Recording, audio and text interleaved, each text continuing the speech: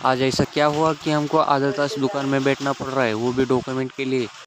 तो गाइस स्वागत है जी आप सभी नु आज की एक और नई वीडियो में। हम बिना देर किए निकल जाते हैं गांव की तरफ और हमें लाना था डॉक्यूमेंट। और वहां जाते ही दुकान वाले भैया बोलने लगे आधा तास लगेगा भाई, रुक जाओ। लाइट चली गई थी तो हमने पूरा डॉक्यूमेंट लेने के बाद हम चले गए गणेश की वड़ा पाव सेंटर में। और यहाँ पे जो बारिश भी हो रही थी तो मेरा दोस्त पूछ लिया ब्लॉग बना रहा है क्या। फटाफट वड़ा पाव खाने के बाद हम निकल पड़े घर की तरफ। बारिश जैसे ही रुकी तो मैं चला गया वॉलीबॉल खेलने। सो गाइस आज के लिए इतना ही, मिलते हैं कल के एक और नए ब्लॉग में।